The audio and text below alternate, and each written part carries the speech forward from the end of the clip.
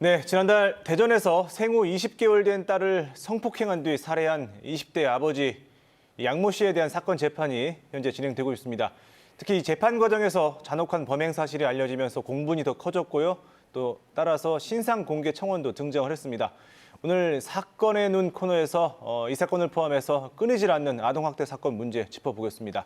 대한아동학대방지협회 공혜정 대표 나와 있습니다. 어서 오세요, 대표님. 네, 안녕하십니까.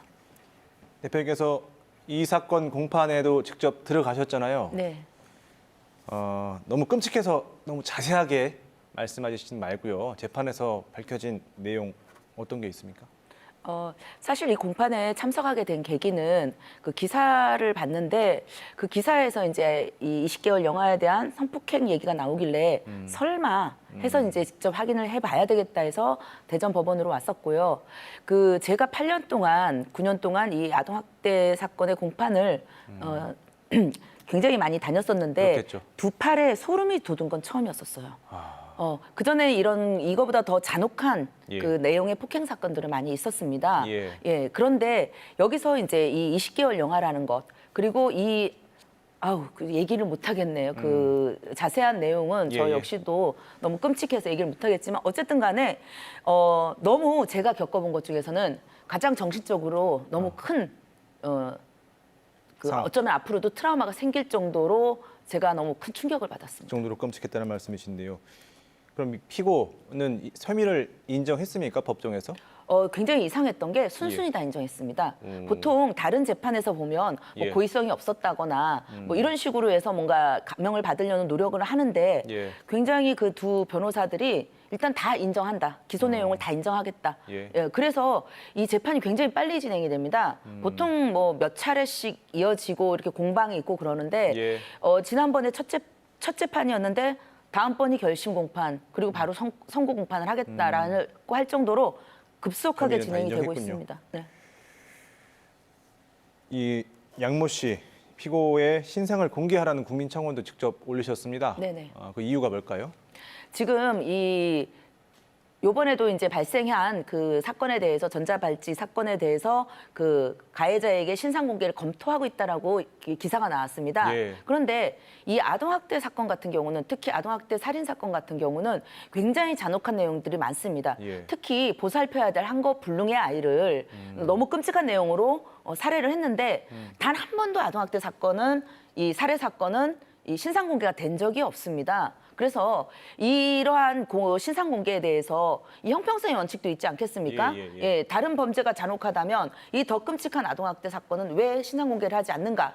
또한 이 사람들이 그 아동학대 사건에서 최고로 뭐 많이 받아봐야 뭐 한 30년이라고 한다면 예. 이 가해자 같은 경우는 뭐 60도 되기 전에 사회로 나올 가능성이 있죠. 크죠. 예. 그럼 우리 국민들이 이런 잔혹하고 그 인간 이하인 정말 어떻게 말로 표현할 수 없는 폐륜적인 이 사람을 피할 수 있도록 신상 공개를 해야지 저희가 알아서라도 피할 수 있지 않겠습니까?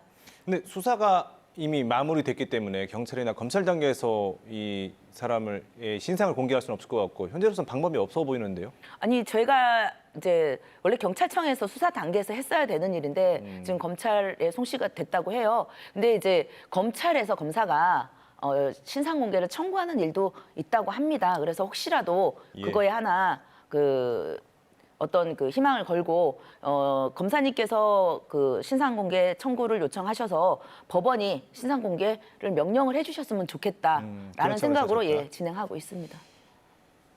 최근에 이런 끔찍한 아동학대 관련 뉴스들을 많이 접합니다. 실제로 증가를 했습니까? 어떻습니까? 통계상으로 보면 꾸준히 증가를 하고 있습니다. 네.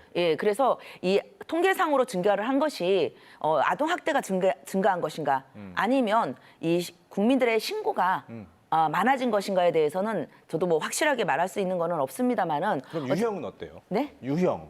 유형은 어쨌든 그 가장 많은 부분이 중복 학대인데 예. 사망 사건에 있어서는 신체 학대가 가장 그 크고요. 예. 다음이 방임입니다. 방임에 의한 사망 사고가 굉장히 많거든요. 예. 그런데 이 방임에 대해서 그렇게 크게 위기 의식을 느끼지 않는 것 같습니다. 근데 특이한 점은 방임에 의한 아동 사망 사건이 그것도 증가하고 있다는 겁니다. 이런 끔찍한 보도들이 나올 때마다 관심을 갖고 또 대책도 내놓긴 하는데 또 반복됩니다. 이런 일들이. 원인이 어디 있다고 보십니까? 그 정부가 아이들이 사망할 때마다 굉장히 많은 대책들이 나오고 있고요. 예. 법안이 발의가 되고 있습니다. 네. 물론 발의만 되고 있습니다. 통과되는 건 별로 없는 걸로 알고 있고요. 시스템도 계속적으로 개선을 한다고 얘기를 하지만 이게 사실은 사후 대책들이거든요. 아이가 사망한 이후에 발견율을 높이겠다, 아니면 뭐 아이가 학대당한 이후에 예방을 위해서 뭐 발견율을 높이겠다, 뭐 대책을 뭐 어떻게 하겠다 하는 건데, 사실 아동학대에 대한 근본적인 대책은 가해자가 예. 아동학대를 안 하면 되는 거예요. 가장 간단한 거겠죠. 그걸 어떻게 합니까, 국가가? 그러니까요. 예. 그 부모가 예. 그 최고 이제 어쨌든 아동학대를 하는 가장 많은 사람들은 부모고 예. 그 이후에 뭐 시설이라든지 이런 곳이지 않겠습니까? 예. 시설 등에서는 어쨌든 간에 아동학대 그 신고라든지 예방 교육이라든지 그다음에 뭐 엄벌 이걸 통해서 어느 정도는 저는 예방이 가능하다고 생각을 하고 있어요. 하지만 가정 내에서는 발견되기도 어렵고 예. 이 부모들이 계속 아이들하고 부딪히는 존재들이잖아요. 그런데 이 부모에 대한 그 처벌이 굉장히 미약합니다. 그러니까 뭐 중상해 정도 되면은 처벌이 뭐 강하게 나오겠지만 일반적으로 일상적으로 벌어지는 이 아동 학대에 대한 처벌은 굉장히 약합니다. 예. 그런데 이 중상해 사건 같은 경우도 처음부터 그렇게 중상해는 아니었잖아요. 일상적인 것이 중상해로 반복되다 보니까. 발전이 되기 때문에 일반적인 학대에서부터 좀 엄벌을 할 필요는 있지 않겠는가 생각합니다. 알겠습니다. 오늘 말씀 여기까지 듣겠습니다. 말씀 고맙습니다.